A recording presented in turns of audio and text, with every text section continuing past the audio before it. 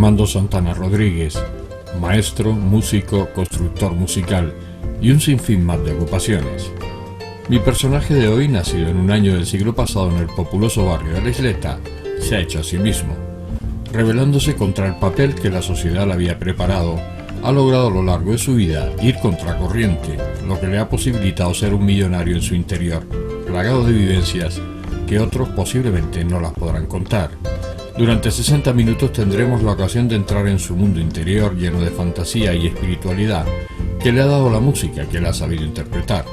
Les aseguro que no habrá tiempo para el aburrimiento. Su lenguaje sencillo y fácil de entender nos transportará a esa dimensión en que la sensación de bienestar es la única a quien se le tiene permitida la entrada.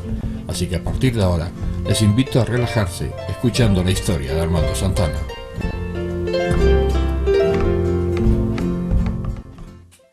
Armando, tú naces en La Isleta, concretamente en la calle Palmar. En la calle Palmar, sí, hace ya 72 años. ¿Cómo son tus recuerdos de niño? ¿Cómo te acuerdas tú de aquella época cuando tenías 4, 5, 6 años? ¿Cómo era aquella época? Pues mira, de lo más que se acuerda casi la mayoría de los niños de esa época es todo lo que duraba un día. Tardaba un montón, desde por la mañana hasta por la noche. Y ahí no había problemas de que salieras a la calle a jugar con lo que fuera, con un platillo, con una pelota de trapo, con cualquier tontería. Pues coches no había mucho en la calle. ¿Qué va? Los coches que se veían en aquella época eran los del médico cuando iba a visitar a algún enfermo, y también las camionetas, me acuerdo de las camionetas de Correa Medina, ¿te acuerdas? Correa Medina. Una camioneta preciosa, y esa repartía galletas. La galleta Tamarán, ¿no? La galleta Tamarán sería. Sí, sí. Y algún que otro coche más, y lo demás pues habían burros trasladando al correspondiente carro. Algunos de los carros con una cuba de agua o recogiendo basura. ¿Cómo eran los juegos de aquellos tiempos para los niños? Los juegos pues, eran jugando, pues, algunos rayando en la calle, jugando al teje. Había un juego que se llamaba la tángara, creo que era. Se ponía unas monedas sueltas sobre una tángara así perpendicular y encima otra horizontal, y a tirar el dinero que se ponía. Cuando el dinero caía más cerca de tu teje que del teje del otro compañero, pues todo eso iba siendo tuyo. Ese tipo de juego, el trompo. Me acuerdo jugar al trompo, y no era como hoy tan delicado los chiquillos. Nosotros le cogíamos y le cortábamos la parte de atrás del rabo, llámalo así, del trompo. Y fíjate, cogíamos una mosca, le quitábamos la púa, la mosca muerta la metíamos ahí dentro y le dábamos a la púa para que fuera más fuerte. Eso tú dirás, esto es de loco. Pues eso era de loco, las locuras, las tonterías que se hacían antes.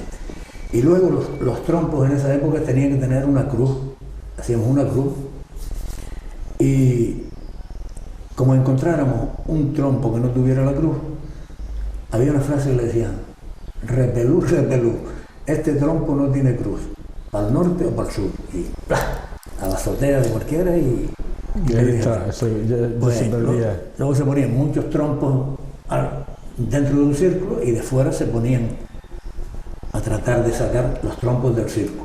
Todo lo que tú sacaras eran tuyos. Y cada uno tenía su taleguita con 10, 12 trompos y tal. Y, bueno, a los boliches se jugaba también, ¿no? Los boliches, yo no jugué mucho a eso. Quizás posterior a mí se jugaba boliches. Sí. Lo nuestro eran pelotas de trapo, hechas de calcetines viejos y medias viejas de las madres y de las abuelas.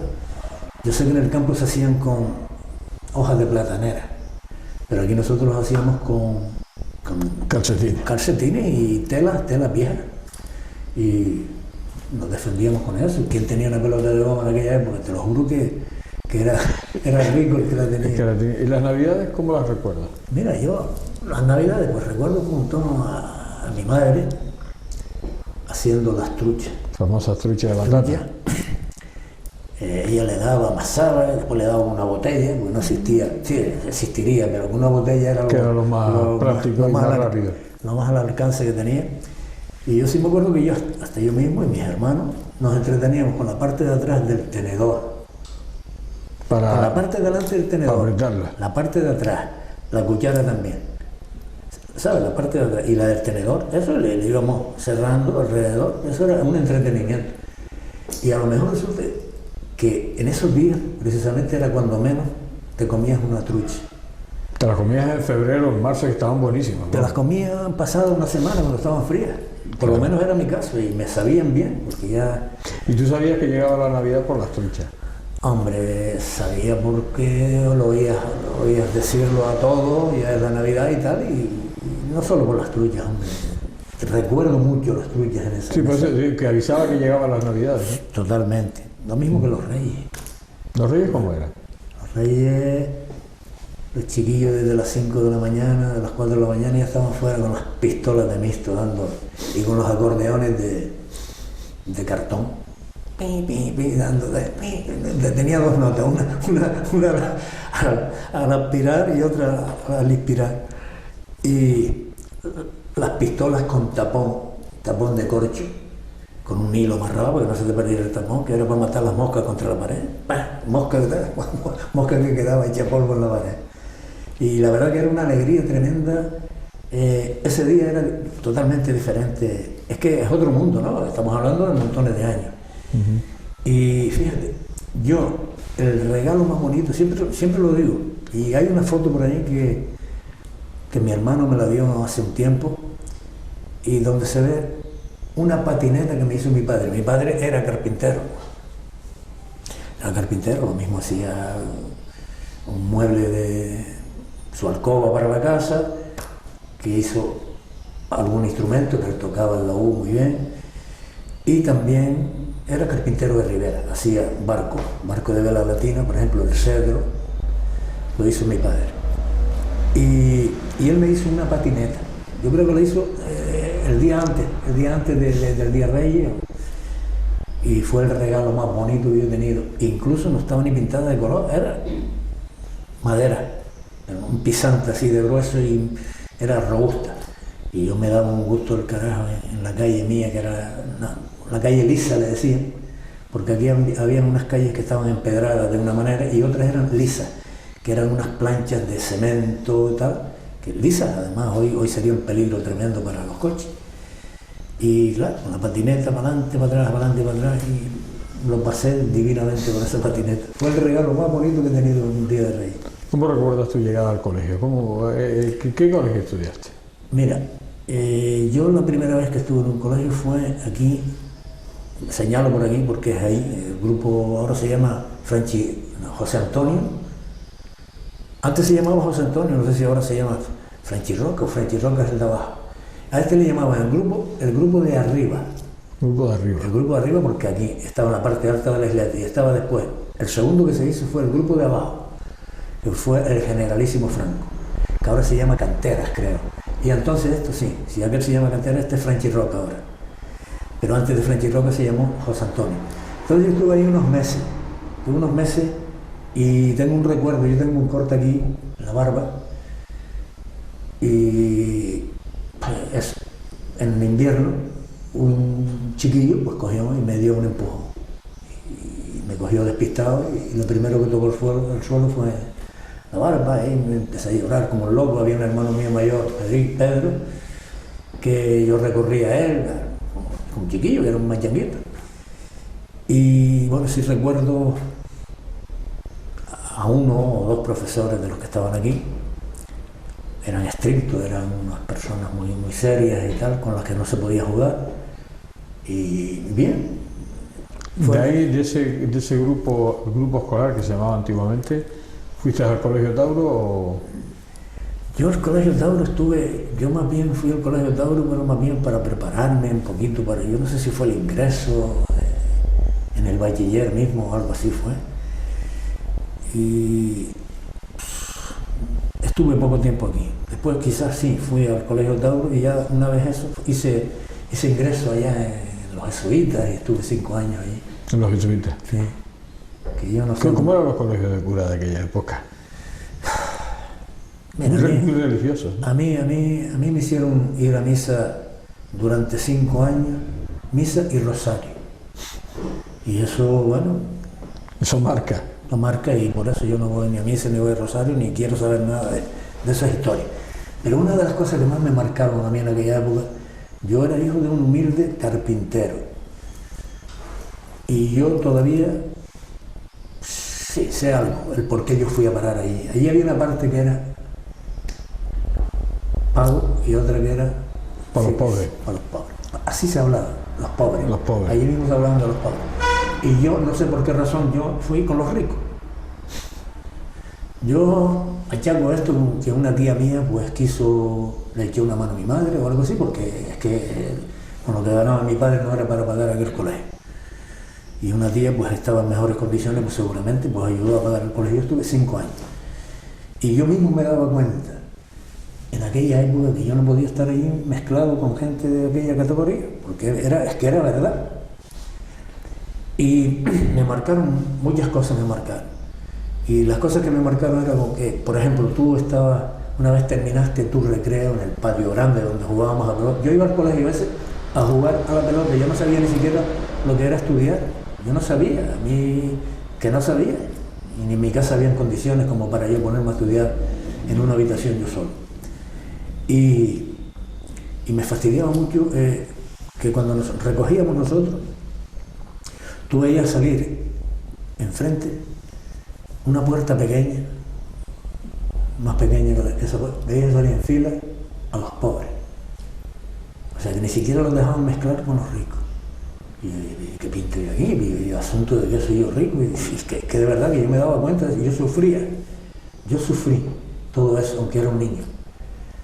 Pero bueno, me tocó vivir aquella época, me reúno con la gente con la que estudié todos los años, en noviembre nos reunimos y tal. Pero bueno, eso.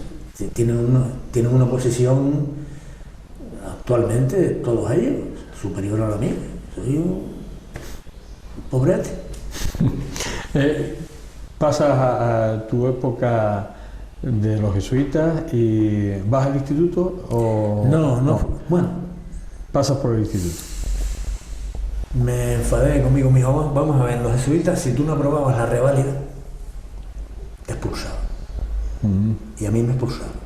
Al igual que montones de señores que hoy tienen carreras tal. Eran tan elitistas que no... Entonces me cogí y se me llenó la cabeza de cosas y bueno, no, a mi madre, no estudio más, no sé qué.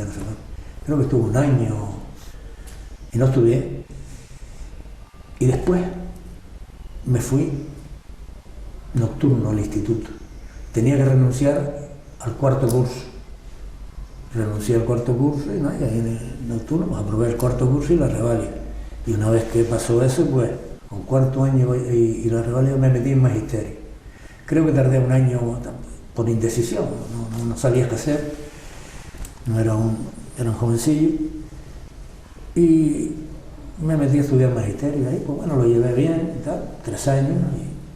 Y saliste maestro. Salí maestro y bueno, desde la primera vez, desde el primer mes que salí maestro me ofreció un tal Antonio León, que es el que colocaba a las personas a los maestros. Me ofreció ir a trabajar a caideros. De Galda. Caideros de Galda. Y yo eso no sabía dónde quedaba, me cogieron en la calle una vez, fuera del grupo Santa Catalina, por ahí fuera. Oh, Armando, mira, ¿te interesa ir a...? Y bueno, pues ¿a dónde es? Yo te llevo mañana. Me llevó. Tuve que hablar allí con el maestro que estaba, porque fue alfabetización de adultos. Yo fui para alfabetización, fue en el verano además, en junio. Y habló con el que estaba dando clase allí para que me dejara la cama litera, que tenía cama litera. La luz era una vela que yo me llevaba, me hacía de comer yo mismo. Y para dar clase 1 hora por la tarde, estabas todo el día tirado. Allí no llegaba ningún coche. Creo que venía un coche de la guagua 1 vez al día y tal, y se escuchaba de lejos. Mira, ya viene la guagua. Bueno, la guagua, lo que se llamara el coche de hora. Coche de hora. Y eso fue el primer colegio que, bueno, si se puede llamar colegio aquello era una habitación vieja de madera, donde por las tardes, para que me diera luz, había que encender un motor. Recuerdo un motor que se le metía como un cigarro allí y le prendía fuego. Un motor, imagínate un motor de gasolina, pero no era de gasolina. Y me encendía el motor porque el maestro iba a dar clase y así se aprovechaban los demás y si tenía alguien que yo sé que estuve viendo la televisión en aquel entonces ahí, casa de un carpintero, don José, pues se aprovechaban de esa luz.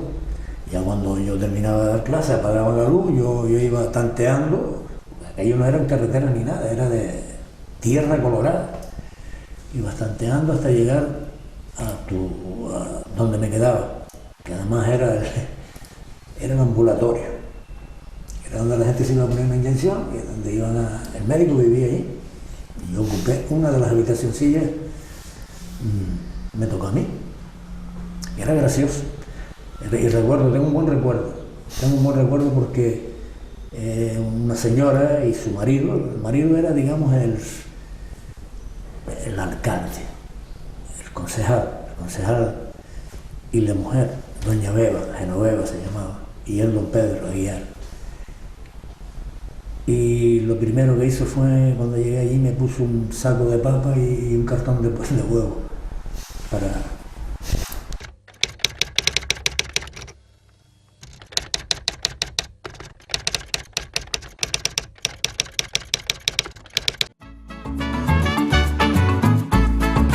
El ahorrador de electricidad Estaminal es el único aparato en el mercado que reduce el consumo de electricidad tras haberse instalado en miles de hogares en Canarias. No deje que su factura de electricidad afecte su economía familiar. El ahorrador Estaminal le garantiza una reducción de un 10 hasta un 35% de su recibo de luz. Estaminal no necesita ninguna instalación especial, es autoinstalable y no consume electricidad. Diga basta al excesivo consumo de electricidad y llámenos al 928-481-249. Reduzca hasta un 35% de su factura de electricidad. Estaminal, su seguro de ahorro.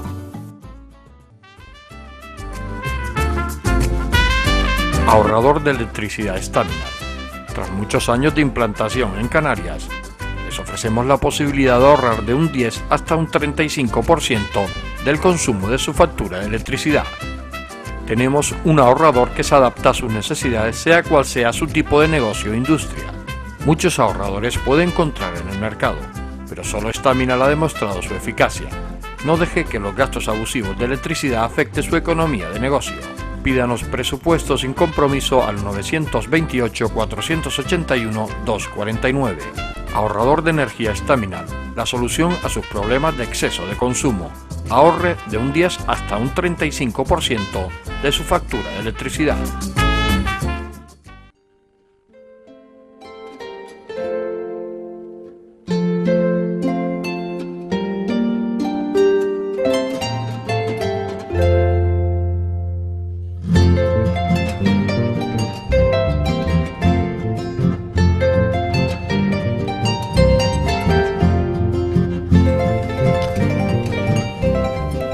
Acabamos de escuchar el primer tramo de entrevista y ya conocemos algo más de Armando, de su infancia humilde, de su estancia en un colegio que discriminaba las clases sociales y que él, a pesar de su corta edad, sabía que así no podía ser. Su paso por la escuela del magisterio, sus primeros pasos como enseñante en lo más recóndito de la isla y el abandono de la carrera de maestro para buscar otros menesteres en el cual se sintiera realizado. Escuchar a Armando, reconozco que para mí es un placer lograr imbuirme hasta tal punto que en algunos momentos empiezo a dudar si en vez de dos personas somos una sola. Como les prometí, pasan los minutos sin advertirlo, y les confieso que me cuesta cortar la conversación por motivos técnicos, porque sé que se pierde zumo de sabiduría popular que emana de forma natural de Armando. Pero vamos a seguir escuchando, todavía nos queda mucho camino que recorrer con él.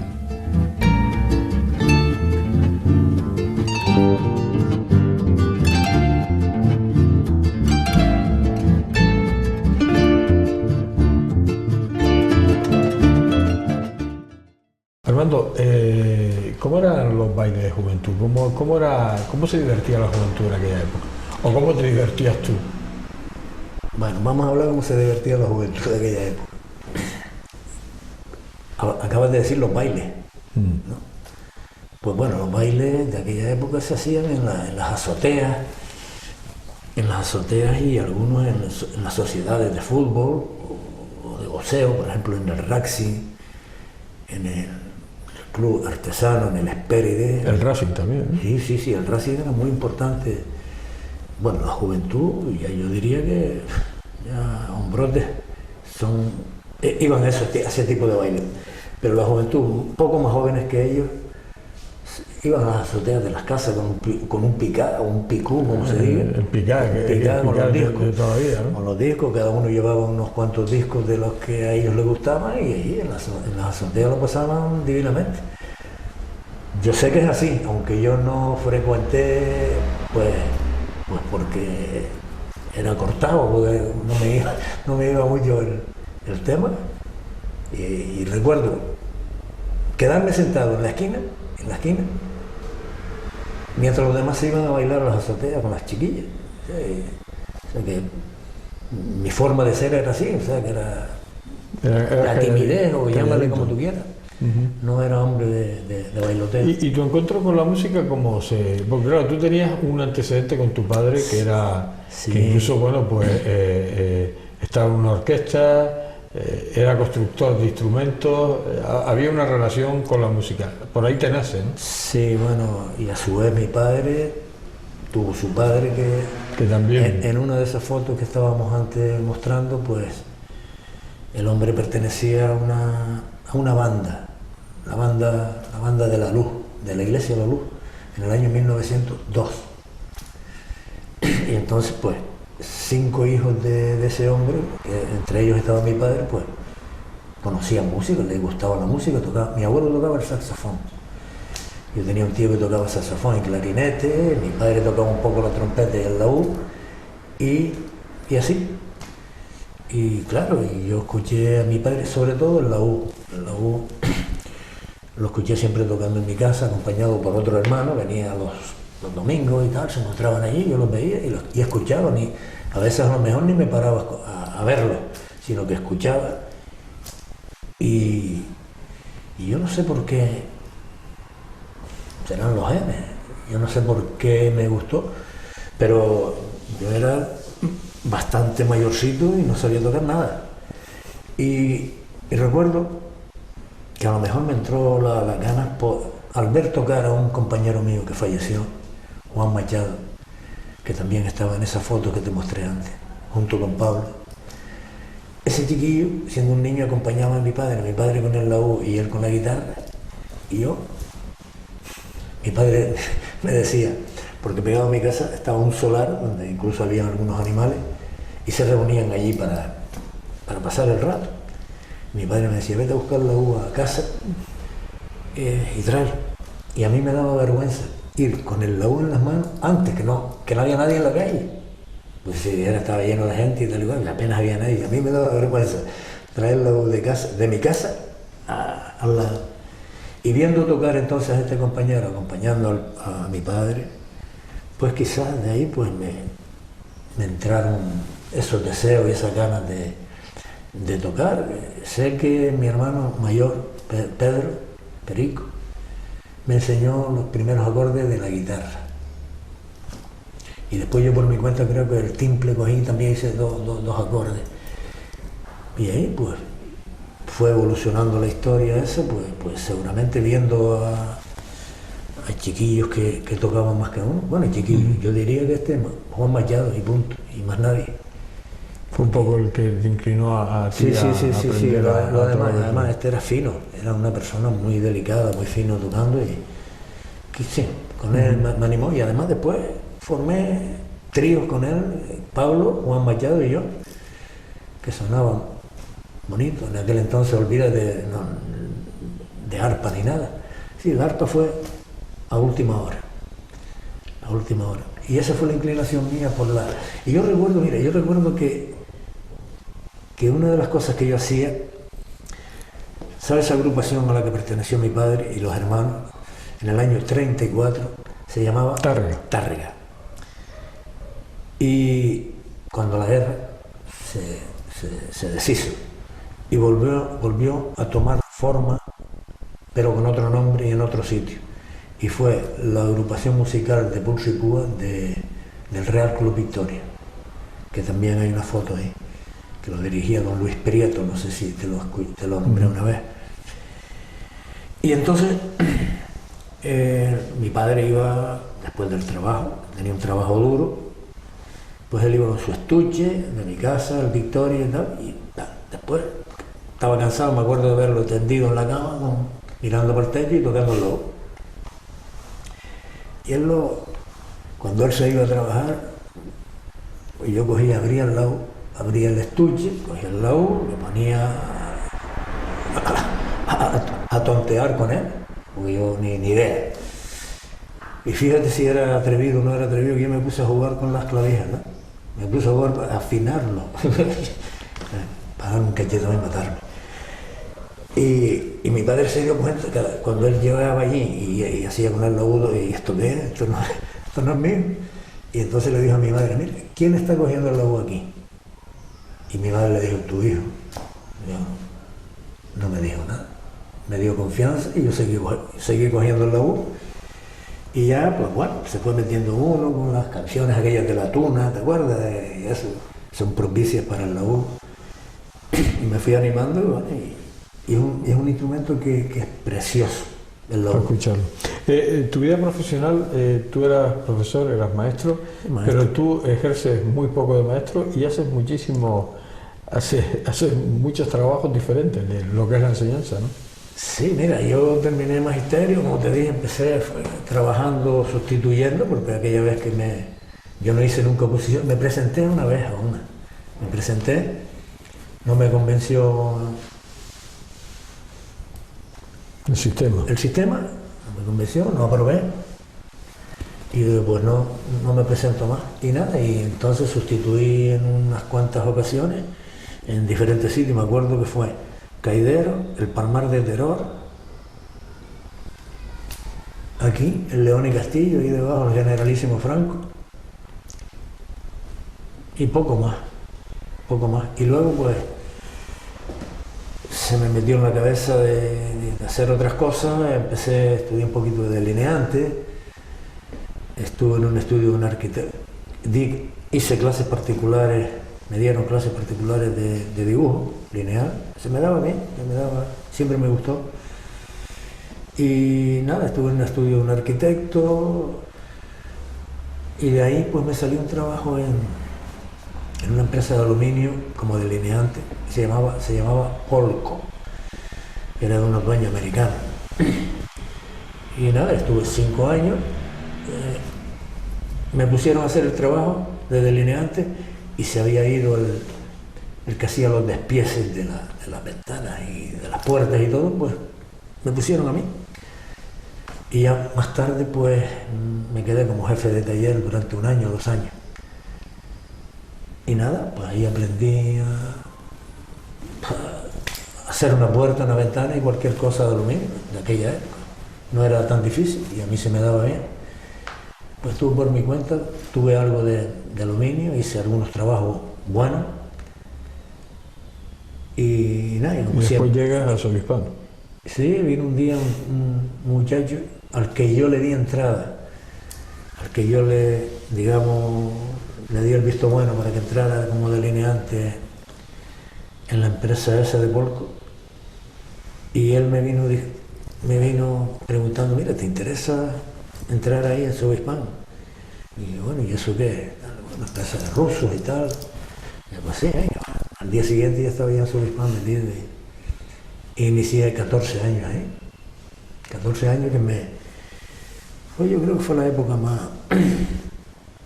bonita de trabajo que tuve, porque era un trabajo que era menos, no era metido en una habitación, tú siempre estabas, cada día era distinto, claro.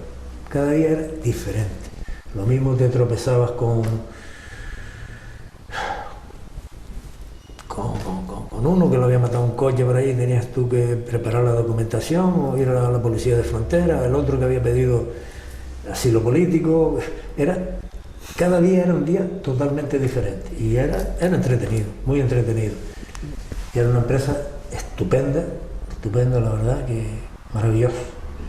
Te casas con 25 años, tienes hijos y bueno, una vida familiar también tranquila, ¿no? Sí, me casé con 25 años, sí. Y nada, pues, ahí está. 3 hijos, Francis, Cristi, que ayer Cristina cumplió ayer 41 años. Francis tiene 45 ahora, 46 cuando llegue el 25 de junio. Y la chica esa es Natalia, que es la madre de una nietilla, de la pequeña que tengo ahora, que cumplirá el día 18, 8 meses. Y estos 3 que están aquí, el cara pinta este, es Daniel, es hijo de Cristina, la que cumplió ayer. Luego el mayor, hijo de Francis, y también Claudia. Y nada, una familia buenísima, estoy contentísimo con ellos. Y bueno. Sí, volvemos de Sobispán, vuelves a la enseñanza. Pues sí, yo no tenía intenciones de eso, sino una hija de una prima hermana mía me dijo, oye, ¿por qué no te apuntas a las listas y tal y cual? Las listas de sustitución. Y a mí ni me había pasado por la cabeza, porque tampoco me terminaba de creer que la empresa Sobispán fuera con la caída del muro, pues cayó todo. No es que la empresa sufriera un caos económico, ni mucho menos, sino que hasta ese momento todos los rusos tenían, menos los pasajes y otro tipo de barcos, tenían la obligación de ir con un embudo a Sobispán, a comprar y servirse de todo lo que había un tratado, yo creo que casi a nivel de gobierno era. Claro. Y entonces, pues, bueno, se deshizo el muro, se rompió y cada uno tomó rumbo por un sitio diferente. Entonces se formaron varias pequeñas empresas. ¿No? Y por eso, pues, tomé la decisión de pasarme por lo menos 7 o 8 años, pues, dando clases, y ya te digo, me recorrí casi Las Palmas de Gran Canaria. Ahorrador de electricidad Staminar. Tras muchos años de implantación en Canarias, les ofrecemos la posibilidad de ahorrar de un 10 hasta un 35% del consumo de su factura de electricidad. Tenemos un ahorrador que se adapta a sus necesidades, sea cual sea su tipo de negocio o industria. Muchos ahorradores puede encontrar en el mercado, pero solo Staminar ha demostrado su eficacia. No deje que los gastos abusivos de electricidad afecten su economía de negocio. Pídanos presupuesto sin compromiso al 921-481-249. Ahorrador de energía Staminar, la solución a sus problemas de exceso de consumo. Ahorre de un 10 hasta un 35% de su factura de electricidad.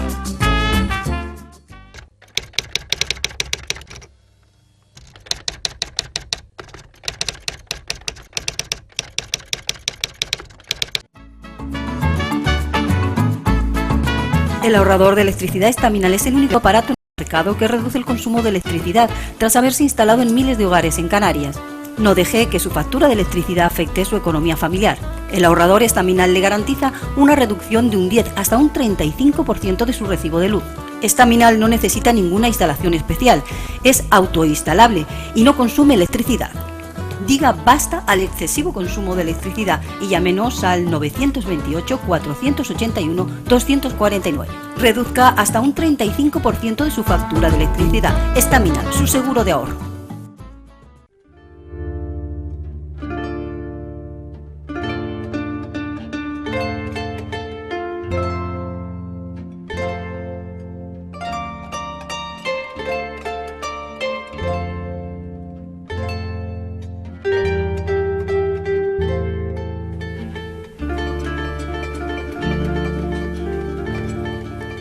A medida que va transcurriendo la conversación, me voy dando cuenta que estoy delante de un personaje excepcional, con una filosofía de vida que me maravilla y que, como no, envidio.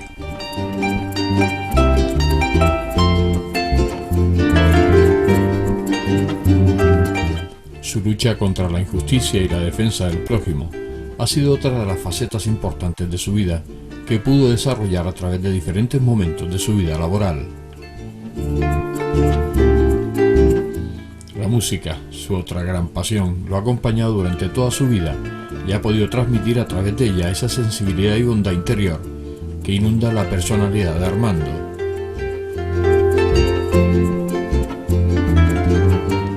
Todavía nos queda tiempo para seguir escuchándolo, no perdamos momentos de estar con él.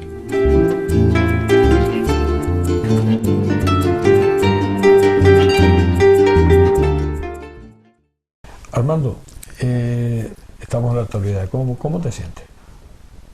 Perfecto, muy bien. Hasta feliz, diría yo. Llevo una vida tranquila, familiar, como casi siempre lo he hecho, y me siento bien. Eso me está ayudando un montón a vivir los nietos. Y finalmente esta que dentro de poco tendrá, el día 18 tendrá 8 meses. Pues bueno, dan ganas de vivir. Hay veces que te encuentras un poco chungo y quieres tirar la toalla, pero no, pero voy bien, me gusta la situación actual, porque cuando tienes un aliciente por el que vivir, pues vale la pena vivir. Además, tú en la última época es cuando te has vuelto constructor de instrumentos. El arpa aparece en tu vida y de una manera profunda, porque no te ha abandonado, ¿no? Sí, el arpa, a pesar de que yo lo inicié casi cuando mi hija, la pequeña, que ahora tiene 31 años, pues lo inicié más o menos en esa época. Y hasta ahora no lo he abandonado. Hasta ahora he seguido con él, casi he aprendido prácticamente, casi solo, porque hubo un profesor que tuviste. Sí, un profesor que me dio unas clases que me daban los sábados, y no fueron todas las que yo quise. ¿Y tuviste tú que...? Y ya yo me llené de ganas y saqué para adelante lo que creía imposible, pues yo no me imaginé nunca que yo fuera ser capaz de tocar el arpa. De verdad te lo digo, yo por mi cabeza no pasó nunca. Llegó un momento en que me lo propuse y también eso me lo propuse porque vi tocando a un chico que era maestro y es maestro, sigue vivo, claro, y que lo veía una vez con un arpa. Uno que se flipaba cada vez en la escuela de magisterio, pues en los ratos libres yo me ponía con una guitarrita y tal, y él, coño, repite eso, hablaba de esta forma, no, repite eso y tal, lo que acabas de hacer y tal, que me gusta mucho. Y bueno, yo sabía hacer las cositas, por lo que veo, un poco mejor que esta persona, que quería que yo le repitiera lo que... Y lo vi una vez con un arpa, en una fotografía, en el Bombín. Bombín, famoso. Que nosotros habíamos estado tocando ahí, Pablo Machado y yo. Salimos nosotros y entraron esta gente, y vi a este hombre con un arpa y digo, coño, pues, si este chico es capaz de tocar el arpa, Armando también lo va a tocar. Y de ahí me vino la calentura de tocar el arpa. Y nada, y me entusiasmé y pedí precios del arpa y me fui a Tenerife y me trajo un arpa que no vale nada. Eso fue la cosa más ruin y más mala que yo he tenido en mis manos. Todavía está en mi casa. Un día cojo en una fiesta de esa de San Juan o San Antonio y lo meto en una hoguera, pues es que no vale para nada. No vale para nada. Es una porquería. Y mira que lo reforcé y tal, y mi padre lo reforzó. Y nada, es una cosa que no sé, eso regalado es caro. Pero me fui a Tenerife, me lo traje con el equipaje en el avión, ni siquiera en un sitio especial. Y nada, eso no me sirvió ni siquiera para practicar. Yo creo que me sirvió para... Y nada, y a raíz de ahí, pues tuve el arpa por lo menos 10 años en mi casa sin poder hacer nada con él. Nada, me podía hacer tonterías con la mano derecha. Y hasta que encontré una persona que me dijo, mira, ahí cerca de tu casa, yo viví una época, por ahí, por Maderas y Corcho, en la avenida Meselop y tal. Y dice, hay un paraguayo ahí que da clases y tal. Y al día siguiente estaba yo en casa de ese hombre y recibí unas clases. y el inicio. O sea, si a mí no me llegan a decir el comienzo de cómo tenía que trabajar, como el que aprende a andar, primero una pierna y luego la otra, solo no hubiese adelantado absolutamente nada. Pero eso, casi solo me defendí después de lo que él me enseñó. Y hasta hoy, que el arpa para mí es el instrumento que más me llena. Claro. Es muy agradecido. Muy agradecido. ¿Tienes muchos enemigos en esta vida? ¿Enemigos? Mira, claro que los tendré. Pero yo soy la persona que duerme con la mente limpia todos los días y no me arrepiento de nada de lo que he hecho, en absoluto. Yo estando en Sobispán, y lo voy a nombrar porque me doy gusto al nombrarlo. Yo estando en Sobispán me gocé cómo echaban a la calle a infelices por nada, por ser un chivato o por ser una mala persona y por ser un ladrón. Ladrón, el que se chivaba era el ladrón y echaban al que no era ladrón. Y yo tuve el placer, eso para mí fue un placer, de coger a 3 en momentos diferentes, que habían hablado con la dirección para que echaran a la calle a uno que se había llevado tomates que se iban a echar a perder. O eran tomates o eran naranjas, y me satisface, porque yo tuve la ocasión más tarde de demostrar que él era una mala persona. Entonces ese, uno, no lo nombro el nombre porque no lo deseo. El otro chuleta, que yo era su jefe, limándose las uñas en el trabajo. Mira, coño, vete a la policía de frontera. A mí no me pertenece ese trabajo y yo te cojo. Y yo era su jefe.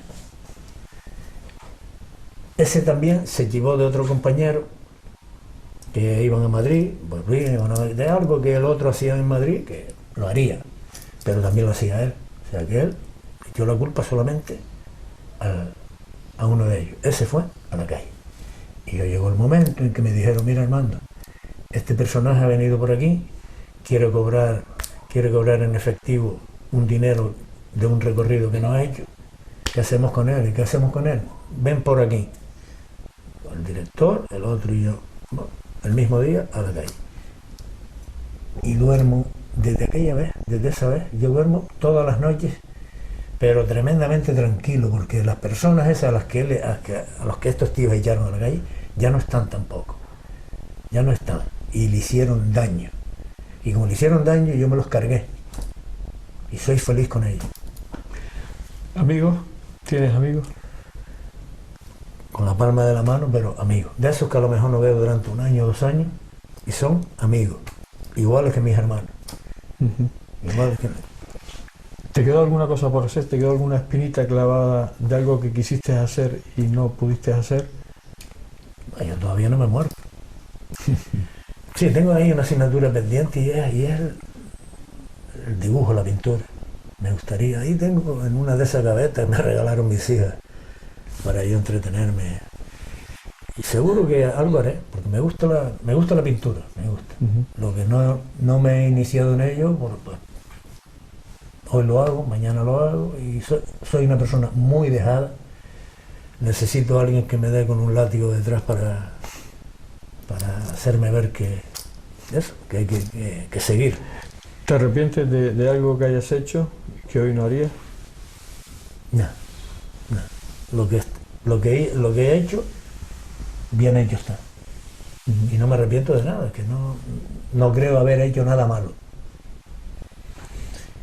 Y no tengo por qué confesarme con nadie por haber hecho nada malo ni cosas de eso.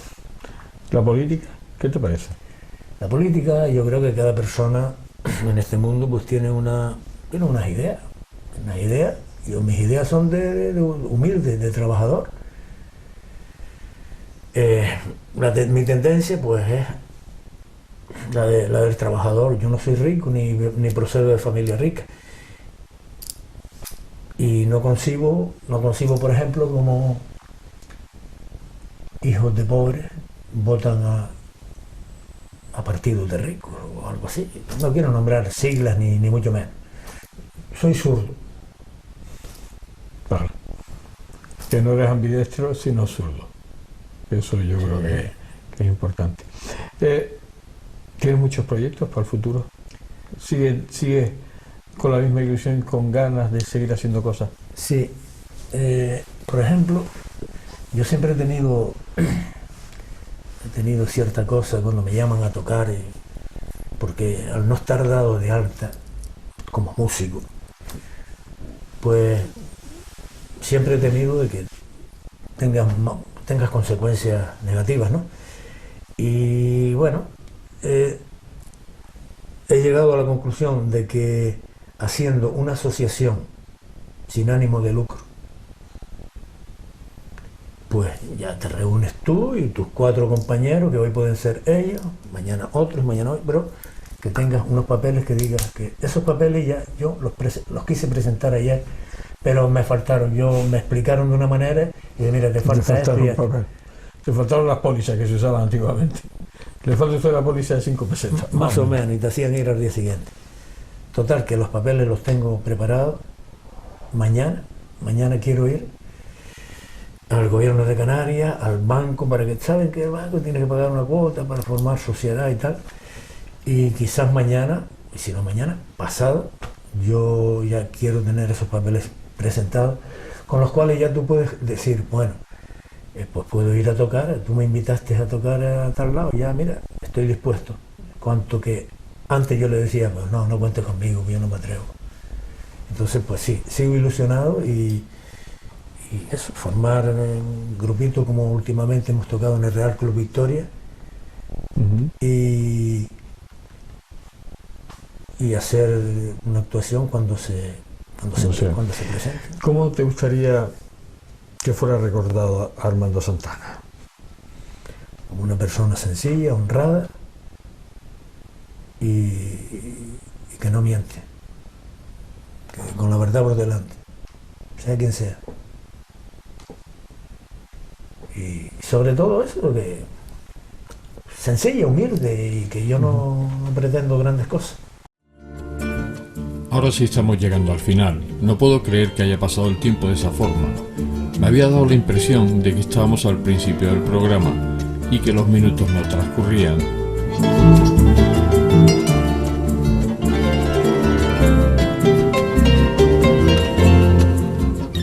El tiempo es irreversible en televisión y debo ir asumiendo que se va disipando la nube que compartía con Armando. En mi interior sigue sonando la música del arpa que en un determinado momento interpretó para mis compañeras de producción y para mí, y que logró transportarme a momentos felices de mis recuerdos.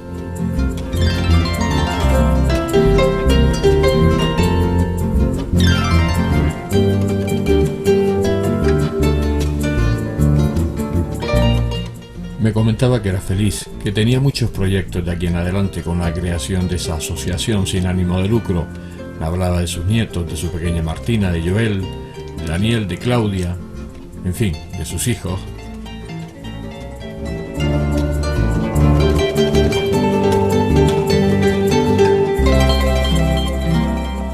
Hemos llegado al final.